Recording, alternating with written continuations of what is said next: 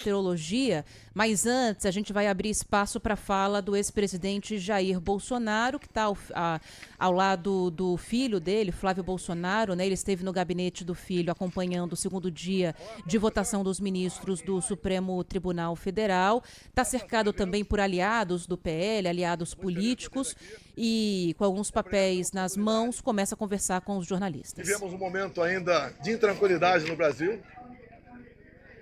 Tudo isso ao vivo em Brasília. Criatividade de alguns.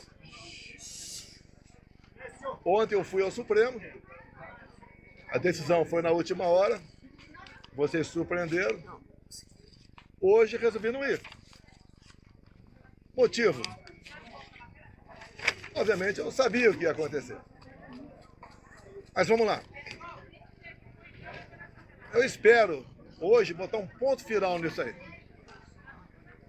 Parece que tem algo pessoal contra mim. E a acusação é muito grave. E são infundadas. E não é da boca para fora. Eu vou demorar um pouco, mas tem muitas novidades para vocês. Vamos começar no final. Quando as eleições se acabarem. No dia 2 de outubro, 2 de novembro, alguns de vocês estavam lá na Alvorada e eu fiz um pronunciamento à nação. Coisa rara, né? Fiz um pronunciamento lido à nação. Eu vou ler apenas um parágrafo desse pronunciamento, que infelizmente não está no inquérito do ministro Alexandre de Moraes.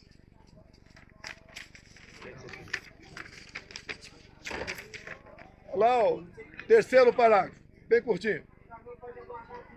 As manifestações pacíficas sempre serão bem-vindas, mas os nossos métodos não podem ser os da esquerda, que sempre prejudicaram a população, como invasão de propriedade, destruição de patrimônio, cerceamento do direito de ir e vir. Ato contínuo, começamos a transição. Alguns dias depois desse pronunciamento, os caminhoneiros começaram a obstruir vias pelo Brasil. Eu fiz um vídeo pedindo para que eles se desmobilizassem. Eu não tinha intenção nenhuma em parar o Brasil, criar o caos, ou estava pensando em outra coisa. Eles cumpriram esse pedido meu. Durante a transição, conduzida pelo senador Ciro Nogueira, tive um encontro no começo de dezembro, no Alvorada, com o escolhido futuro ministro da Defesa, José Múcio. Ele foi pedir um apoio para mim, para que tivesse mais acesso aos respectivos ministérios. No dia seguinte, ele foi atendido em tudo. Voltou depois a entrar em contato conosco e pediu que eu nomeasse os comandantes militares indicados pelo presidente eleito Lula da Silva. Foi que eu fiz. Em dezembro, nomeamos 2 comandantes. O outro saiu mais no final. Atendi ao presidente Lula. Se tivesse qualquer ideia de força, não deixaria os comandantes do Lula assumir. 30 de dezembro de 22, o dia que eu viajei para os Estados Unidos. Mas, antes de viajar, eu fiz uma live que, lamentavelmente, não estão nos inquéritos do senhor Alexandre de Moraes. Como hoje eu vi na mídia, já que eu não estava lá, a advogada reclamando de um vídeo que ele botou, mostrando a parte mais agressiva, vamos assim dizer, do quebra-quebra. E quando se fala em quebra-quebra, o próprio Zé Múcio, há pouco tempo, no programa Roda Viva, falou que o que aconteceu de 8 de janeiro não foi golpe. Como o ex-presidente Temer falou a mesma coisa. Como o ex-ministro Jobim também falou. Depois ele voltou atrás. E, na verdade, o resumo que eles falaram é o seguinte: golpe tem povo, mas tem tropa, tem armas e tem liderança. 2 anos de investigação não descobriram quem, porventura, seria esse líder. Eu vi entre ontem e assisti hoje o senhor Alexandre de Moraes falar que 500 pessoas aproximadamente assinaram não persecução penal, um acordo. E ele disse, o senhor Alexandre de Moraes, que no acordo essas pessoas admitiam que estavam indo para um golpe. 500 pessoas se programando para um golpe e ninguém sabia. Também, nesses depoimentos, nesse acordo, ninguém cita o meu nome. 500 pessoas, ninguém cita o meu nome.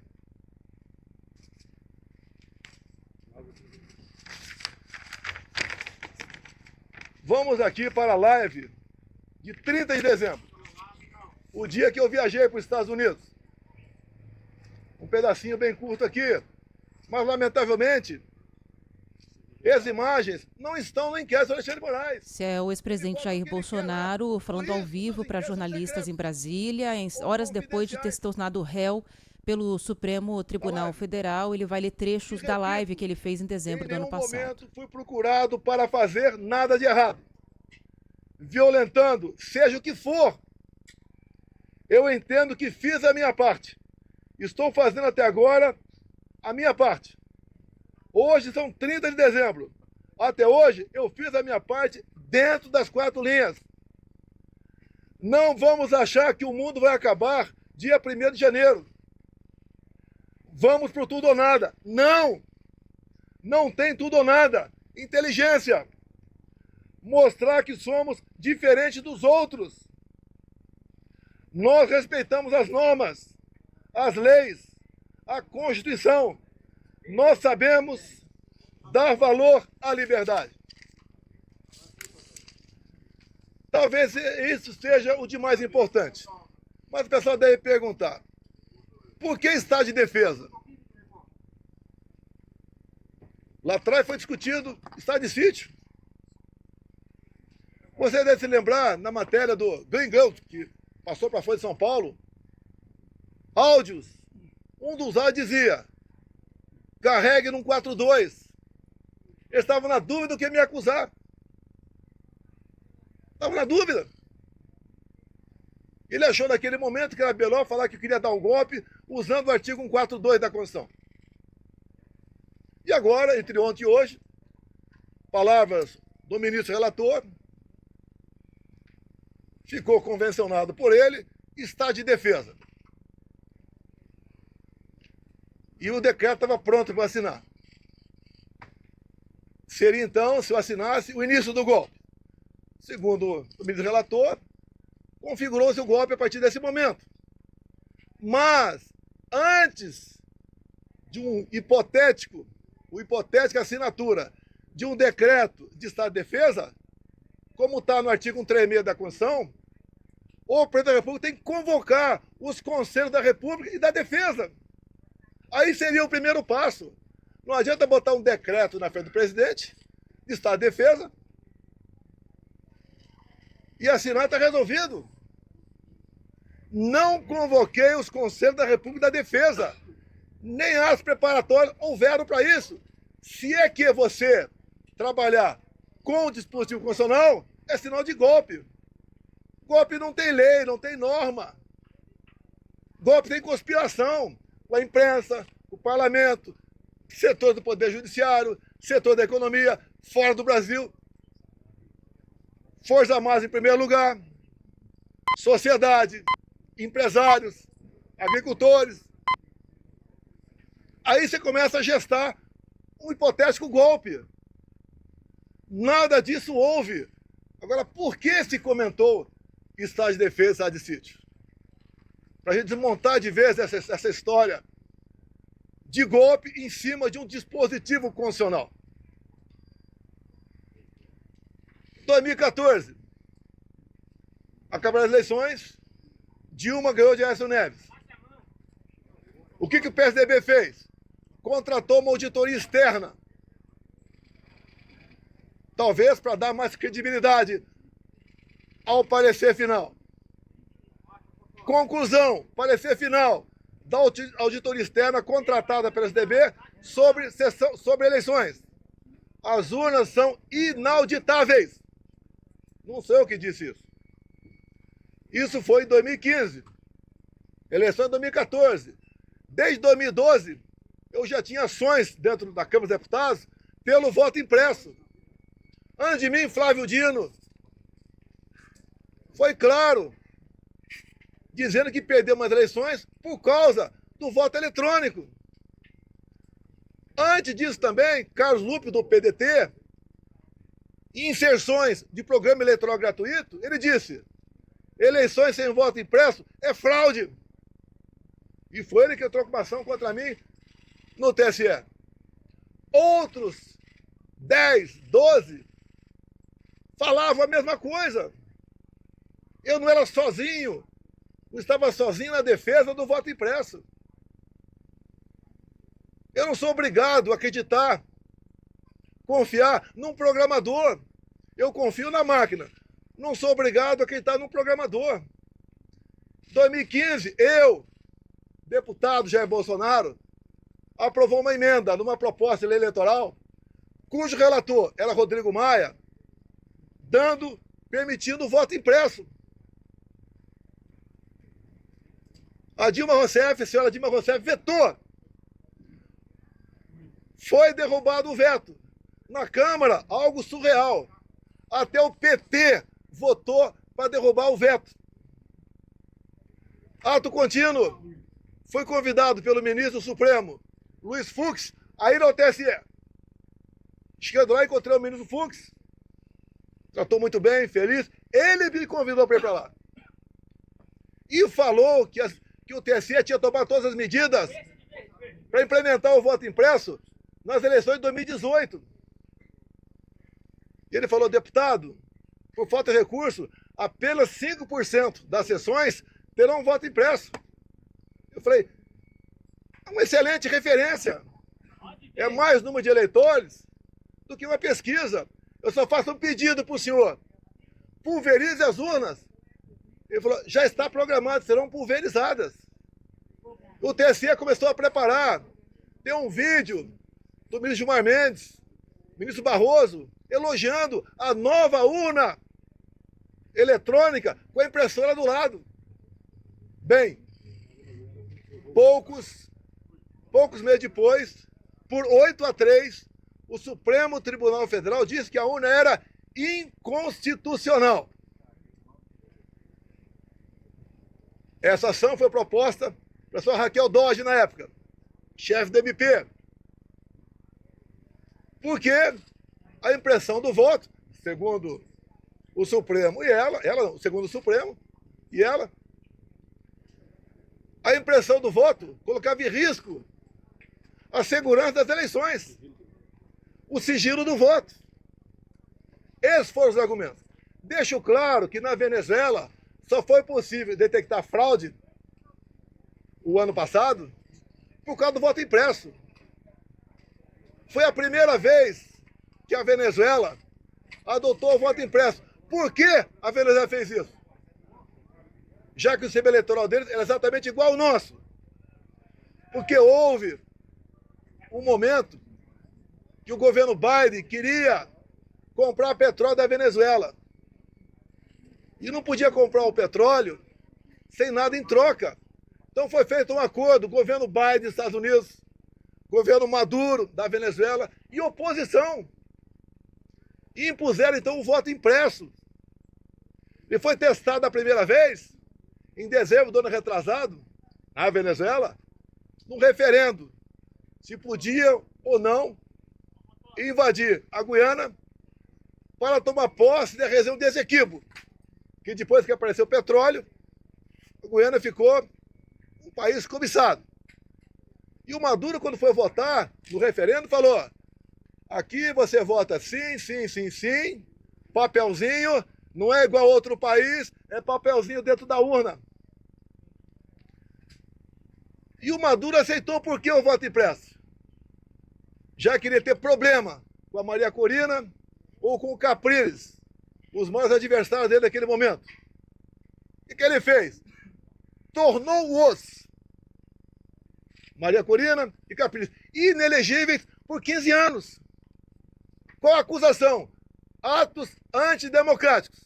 Subiram no carro do som e criticaram o governo Maduro. Isso passou a ser ato antidemocrático. A gente começa a lembrar um pouquinho do Brasil ou não? As duas oposições mais fortes, fora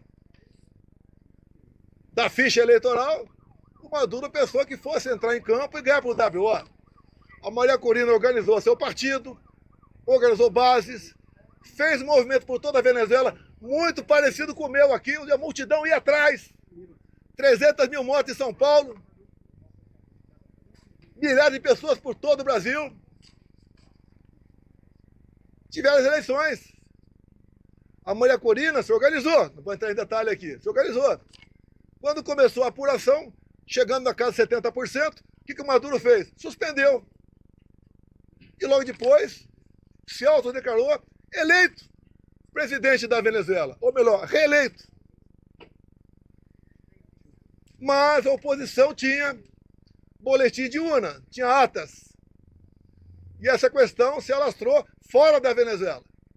Chegou-se à conclusão, então, que tinha havido fraude por parte do Maduro. E tinha que encerrar as eleições por ali, caso contrário, ia dar a vitória do Edmundo, o candidato da Maria Corina. E dali para frente vocês sabem a história. O governo brasileiro, o PT reconheceu a vitória do Maduro. O governo brasileiro, Lula da Silva já, não quis reconhecer. Houve um entreveiro entre ambos. O Maduro falou em certo momento: a sua justiça eleitoral reconheceu você vitorioso aí. A minha reconheceu aqui. Fique quieto ou vou falar. Palavra do Maduro. O voto impresso é um direito. Como a contagem pública de votos tem que ser feita. A Alemanha não aceitou o voto igual ao nosso. Tá? Não. Desculpa aqui. Eu não vou atender, com todo respeito a você, não vou te atender aqui. Tá? Tá ok. Depois eu fico aberto a... Então o voto impresso, mais de 400 deputados derrubaram o veto em 2016 para 2017. Eles estavam atacando a democracia, quem votou para derrubar o veto, atentaram contra o Estado Democrático de Direito. Agora vamos num ponto nevrálgico aqui sobre o voto impresso. Quando acabaram as minhas eleições, a última agora, em 22, o meu partido peticionou o TSE. No dia seguinte, o ministro-presidente do TSE, Alexandre de Moraes, não aceitou, mandou arquivo e nos deu uma multa de 22 milhões de reais. Alguém já viu um advogado ser multado por aí? Por peticionar alguém do Poder Judiciário?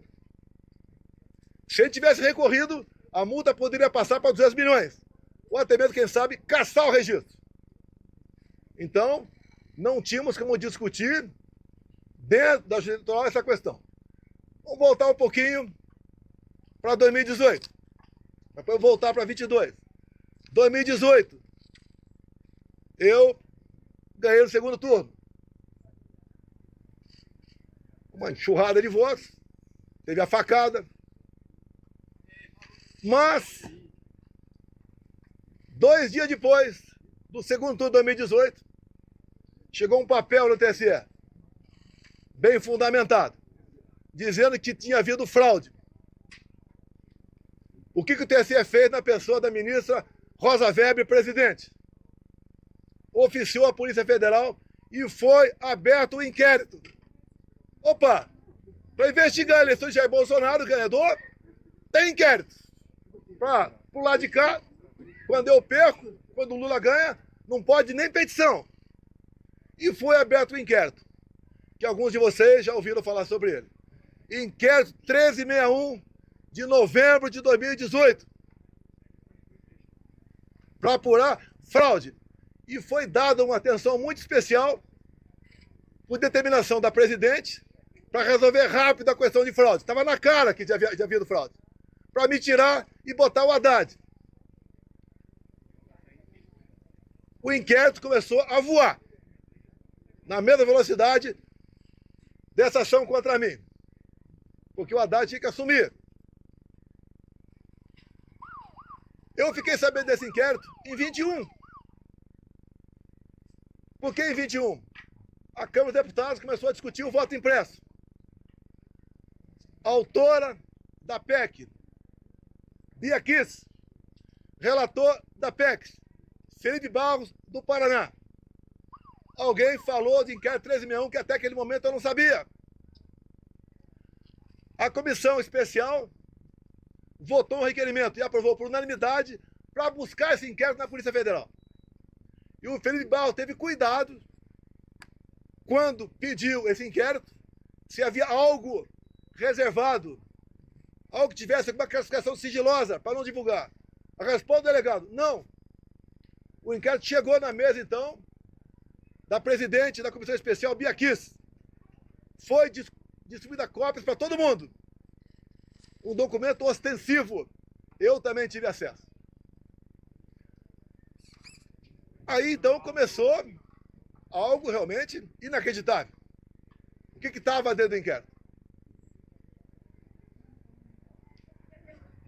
Ato contínuo, em 22, teve uma reunião com os embaixadores do ministro Fux, com o ministro Fachin do TSE.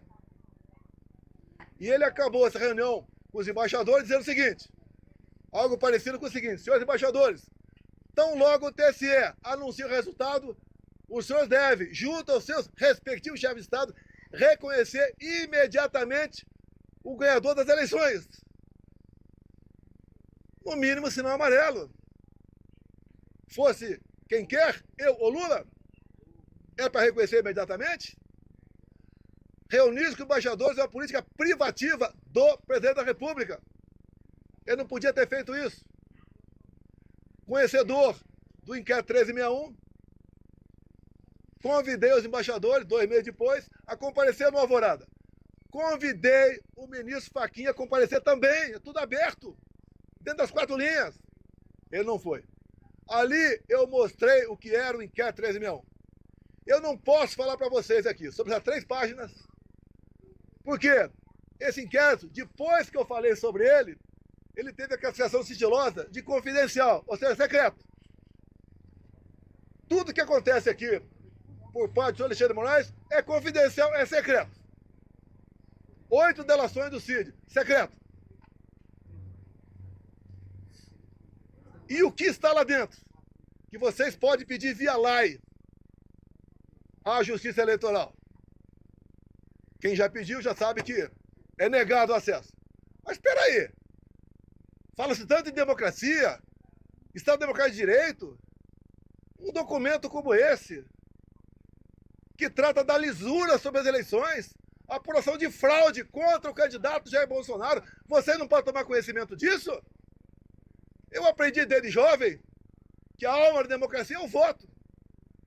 E o voto contabilizado. Por que você não pode tomar conhecimento desse inquérito? O que tem lá dentro? O que o ministro Alexandre de Moraes quer esconder? Vamos continuar. Estou sendo acusado de tentativa de golpe. Algo, o pessoal deve ter percebido, da forma tão incisiva como o ministro Alexandre de Moraes conduz, ou se conduz, tem algo esquisito por aí. O que ele quer esconder? Apenas o inquérito 1361? Eu digo que o inquérito 1361 é 99%. Mas vamos lá. Houve interferência no TSE nas eleições de 22 ou não? Não, vamos falar em fraude, possível fraude aqui. Esqueçam. 100% confiável. As urnas. Mas vamos abrir o inquérito 1361. Durante as eleições de 22, o TSE influenciou, jogou pesado contra eu e a favor do candidato Lula. Eu não pude mostrar imagens do Lula defendendo o aborto. Eu não pude mostrar imagens do Lula falando que o pobre coitado rouba um celular para tomar uma cervejinha. Eu não pude mostrar imagens do 7 de setembro. Imagens do enterro da Rainha Elizabeth. De parte do meu discurso na ONU. O Lula ao lado de ditadores. Eu não podia mostrar nada. Eu não pude mostrar imagem do Lula com o gorro CPX na cabeça. Que eu me reuni com embaixadores aqui. Ele foi no Morro do Alemão, se reuniu com líderes comunitários que só são eleitos com apoio do tráfico. Eu não pude mostrar nada. Na reta final, 1,5 milhão de inserções da rádio foram negado. Nordeste especial, a grande parte lá não apareceu. E como fomos reclamar, ainda fomos advertidos. Culparam a nós. Assim se comportou o sistema eleitoral. E mais ainda, mais grave, a diferença foram 2 milhões de votos. Está no papel, 2 milhões de votos. O TSE fez uma campanha massiva para que jovens de 16, 17 anos retirassem seu título. Essa faixa etária, 75% vota na esquerda. Mais de 4 milhões de jovens retiraram o título. Só aí dá uma diferença a mais, ponto cada 2 milhões de votos. Mas uma lei eleitoral, para ter eficácia, ela tem que ser sancionada um ano antes das eleições. As resoluções, 6 meses antes. Entre o primeiro e o segundo turno de 22, houve a resolução do TSE. Era para censurar. Até a ministra Carmen Lúcia falou o quê? Olha, eu sou contra a censura, mas o momento aqui é especialíssimo. Vou votar sim. E o Alexandre de Moraes aprovou uma resolução entre o primeiro e o segundo turno, proibida por lei. Com mais força ainda. A justiça eleitoral foi para cima do pessoal da direita, desmonetizando páginas, derrubando páginas, prendendo gente. Fizeram barbaridade contra a minha pessoa. A justiça eleitoral se comportou corretamente, dado que eu falei aqui, sim ou não? Eu que sou golpista? Eu que sou golpista? Esses 2 vídeos aqui estão nos autos do inquérito. Os advogados reclamaram de um vídeo que estava hoje, foi mostrado aqui no TSE. Eu sou o culpado. Repito, na delação do Cid, ele diz que, vamos partir do princípio, está tudo certo com a delação dele. Ele diz ali que ficou sabendo do 8 de janeiro, no dia 8 de janeiro. Já falei, estou repetindo, nos 500 acordos de não persecução penal, em nenhum deles, que eu tomei conhecimento, alguém cita meu nome. Graças a Deus eu saí aqui dia 13 de dezembro. Eu não queria passar faixa para um cara com passado como o Lula tem. Não há crime nenhum não passar faixa. Não está escrito que é proibido passar faixa. Fui para os Estados Unidos.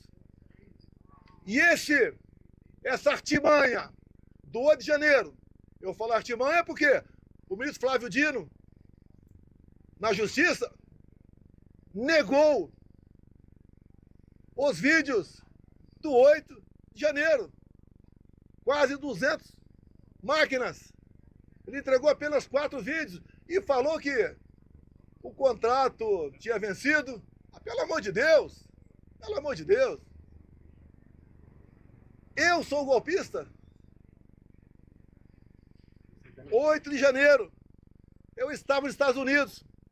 Uma das 5 acusações contra mim é destruição de patrimônio, só se for por telepatia.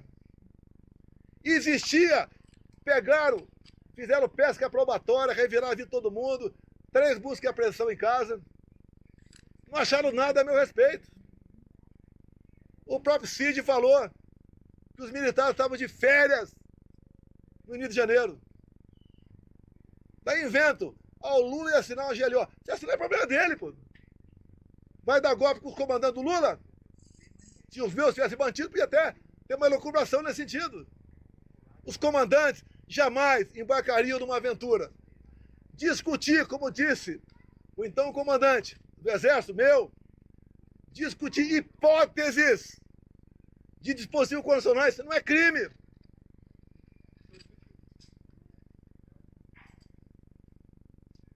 Você não vai me tirar do sério.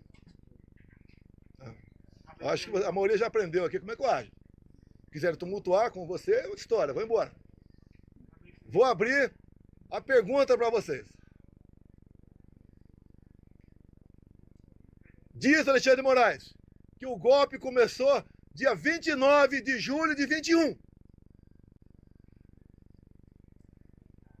Um ano e meio antes de acabar 22.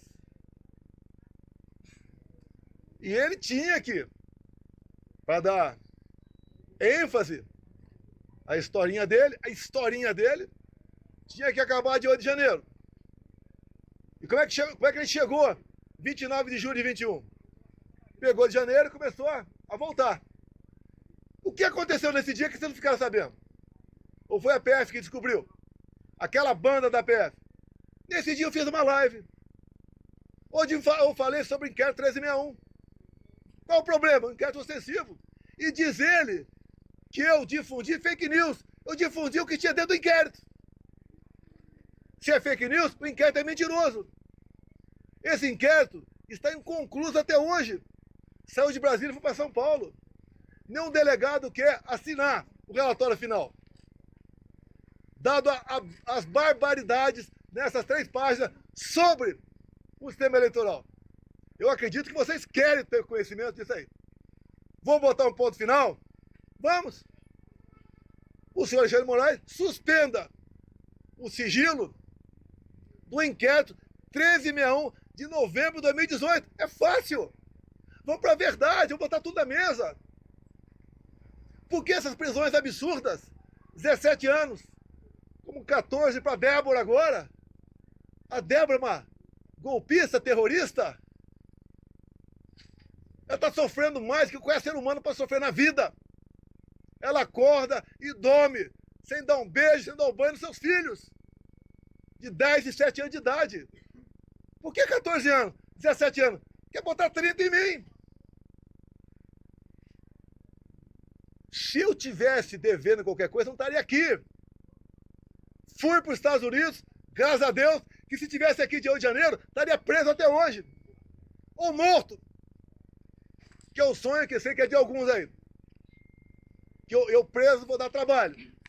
Não vai acontecer não, deixa contigo, presidente. Então, aqui está grande parte, quase toda a verdade que interessa. Repetindo, 2 de novembro de 22. Quando eu falei com a imprensa, li um papel e começo dizendo que vão sentir saudade de mim, como estão sentindo hoje. Vou estar o mês que vem no Rio Grande do Norte com o senador Marinho, como já tive outras vezes, depois das eleições. O tratamento é excepcional. Porque o João 832 eu usei na campanha e durante meu mandato. A verdade dói, mas o povo entendeu que a verdade é necessária. É picanha, de gás, cervejinha. Não tem nem ovo agora. A inflação está aí. O povo não quer mais confusão. Por isso que eu falo em anistia. Eu duvido que uma mãe aqui não se coloque no lugar da Débora e não queira anistia. Não é encontrar nenhuma arma aqui. Eu estou sendo acusado junto com essas pessoas que foram presas. Tentativa armada. Que arma? Mas no Senado aqui, as armas apreendidas foram um estilingue, meia dúzia de bolinha de gude, mais nada. O que mais? Uma senhora com a Bíblia.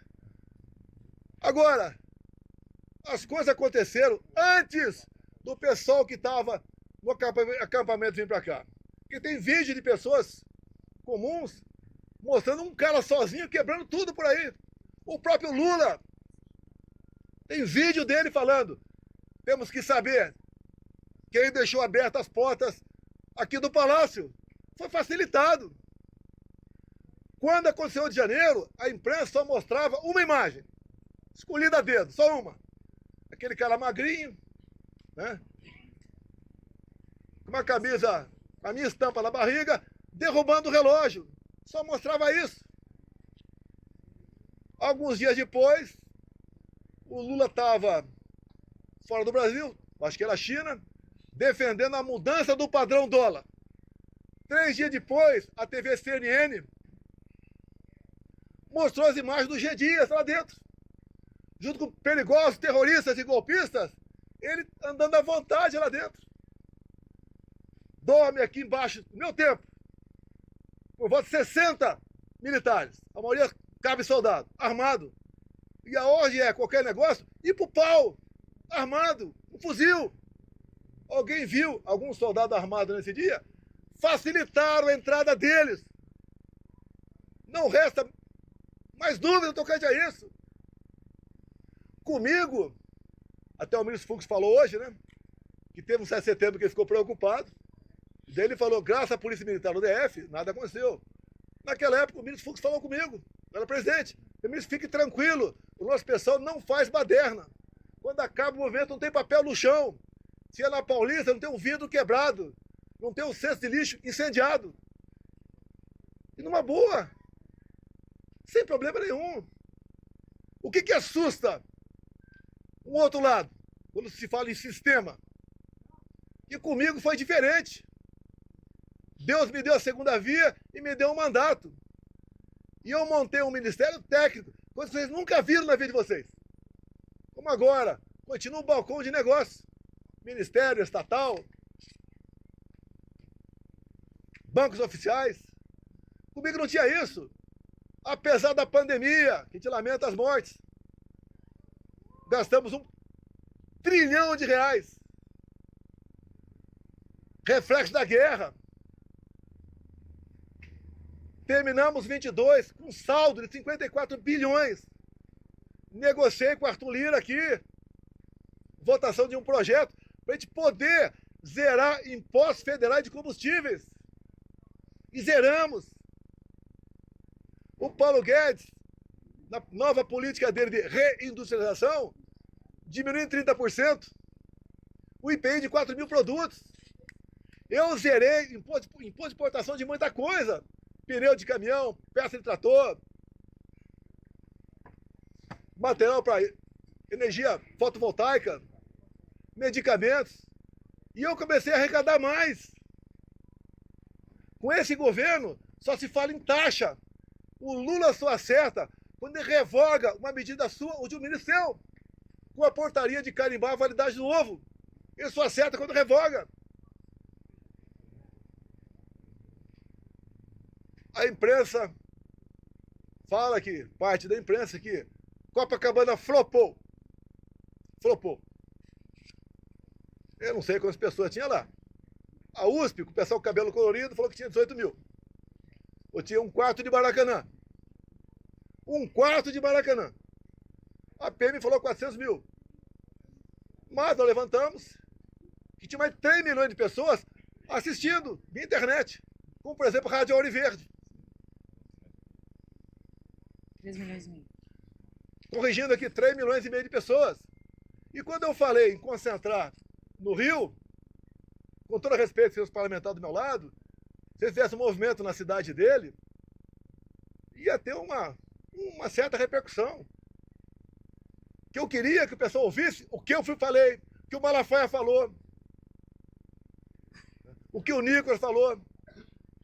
Vamos mudar um pouco esse repertório para São Paulo. Vamos ver se a Damares fala. A Michele volta para lá, porque ela estava em convalescença. Agora, dia 30, agora, vai ter o movimento da esquerda. Estou até promovendo. O movimento da esquerda na Paulista. Qual é a pauta? Prisão para o Bolsonaro. E sem anistia. Lá não tem mãe, não. Que não se coloca no lugar da Débora. Vamos ver quantas pessoas vão para lá. Na semana seguinte, 6 de abril, vai ter o nosso. Tudo acertado com o Tarcísio. Devemos ter pelo menos 6 governadores. Mais de 50 parlamentares. Vamos continuar nessa luta. Da anistia. A anistia é perdão, é passar a borracha. É fazer o Brasil voltar à sua normalidade. Eu não quero conflito, confronto. Eu quero o bem-estar do meu povo. Não tenho obsessão pelo poder, tenho paixão pelo Brasil. E quando alguns falam inelegível, por que eu estou inelegível? Porque me reuni com embaixadores? Não foi com traficante no Morro do Alemão, não. Abuso de poder político? Qual voto eu ganhei junto a embaixadores? A outra inelegibilidade, abuso de poder econômico. Acabou aqui o 7 de setembro. Com toda certeza, 1 milhão de pessoas aqui. Parecia uma plantação de girassol amarelo. Deixei minha faixa. Acabou o 7 de setembro. A estrutura dos palanques que estavam por lá de lá, subi no carro do som Cida Malafaia. E ali eu fiz o pronunciamento. E que coisa ridícula. Por ocasião da votação da minha inelegibilidade, o ministro Alexandre de Moraes, falando, inclusive, ele fez um coro de imbrochável, imbrochável. O que é isso? Eu falei para um cara que estava lá embaixo, aquela medalha minha, não foi no microfone. E se tivesse falado, qual o problema? Como agora está um grito aí, quando qualquer lugar que eu vou, chip, chip, chip. Qual o problema? Qual o problema? Alguém viu corrupção como estatal comigo? Acabaram com os Correios. Viu o rombo do Banco do Brasil? Como é que era, por exemplo, Porto de Santos? Dava prejuízo anual de 500 milhões. O Tarcísio assumiu o ministério. Passou a dar lucro de 500 milhões. Para onde ia esse 1 bilhão de reais? Ia para o bolso de alguém, que obviamente começou a trabalhar contra mim. Perdeu 1 bilhão por ano. Você vai lá em Itaipu Binacional, era conhecida apenas como uma empresa que gerava energia. Quando o Jean Silvio Luna assumiu, ele ligou para mim, ficou abismado. O tamanho da corrupção lá dentro. E eu falei, mas como é que isso nunca veio à tona? Porque Itaipu Binacional, por ser binacional, não é auditada pelo TCU. Podia meter o braço até o sovaco e roubar. Mas tapamos esse rombo. Junto com o ministro Saxida, foi a reta final. O que nós fizemos? Reduzimos em 45% o preço da tarifa em dólar. E mais, começamos e concluímos a segunda ponte com o Paraguai. Não é uma pinguela, não. Uma ponte com 470 metros de vão. Está 2 anos faltando a cabeceira. Começamos a terceira ponte em Porto Murtinho, para a Bioceânica. Alongamos em 600 metros o aeroporto de Foz do Iguaçu. Levou água para o Nordeste. Vamos terminar Itaipu aqui. Atendi o governador Ratinho, asfaltando em 43 quilômetros. Também a pedido do Felipe Barros. Asfaltamos a Transboiadeira, 43 quilômetros. Atendemos, com pequenas obras de infra, mais de 50 municípios.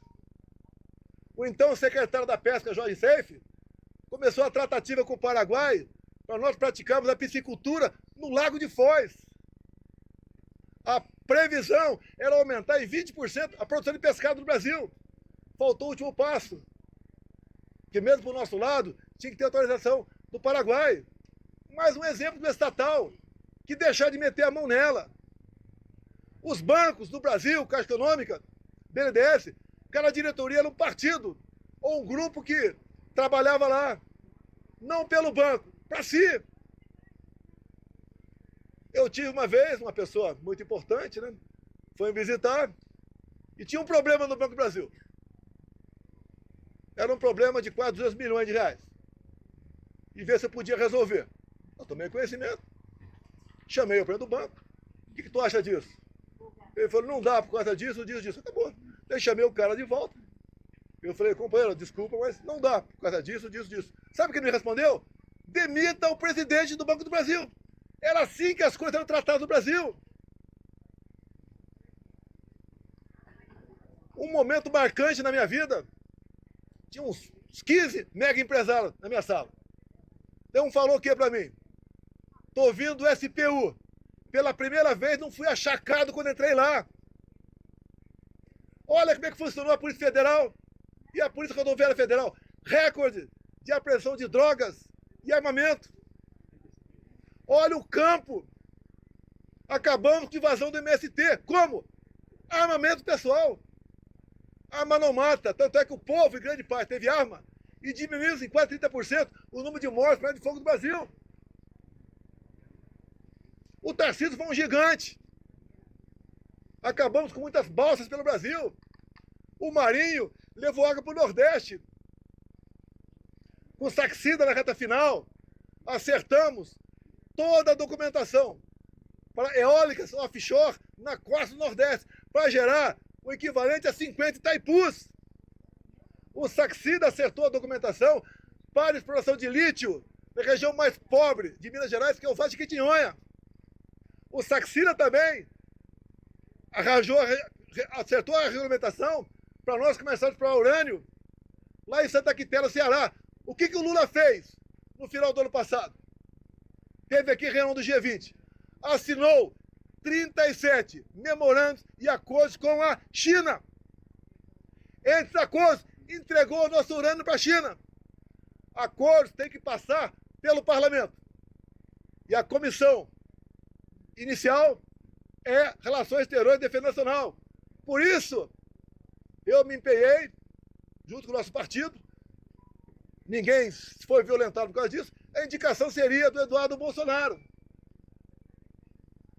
Com toda certeza, pressão de fora, bateu aqui dentro. O Lula quer botar o Brasil no colo da China. É só vocês da imprensa tomarem conhecimento dos 37 memorandos e acordos, até acordo satelital. O que o Lula quer? Quer uma internet dele, e a China aqui dentro. Não tem como esse país ir para frente. Não tem. É impossível esse país ir para frente. Temos potencial para dar um salto enorme. Por que não vai para frente? Grupelhos. E quando eu acabo com o loteamento, ou em grande parte, desses loteamentos, em estatais, em ministérios, em bancos oficiais, eu estou dando um golpe nessas pessoas que sempre se viveram na sombra do poder. Botamos um ponto final. Se eu fosse tido um presidente, Mané, né, como outro qualquer, ninguém está preocupado em processar. Me pinto agora nesse inquérito como o maior criminoso da democracia. Eu não interferi no TSE, o outro lado interferiu. Eu não soltei nenhum bandido para disputar a eleição. Eu não tornei nenhum bandido elegível, anulando condenações para poder disputar a eleição.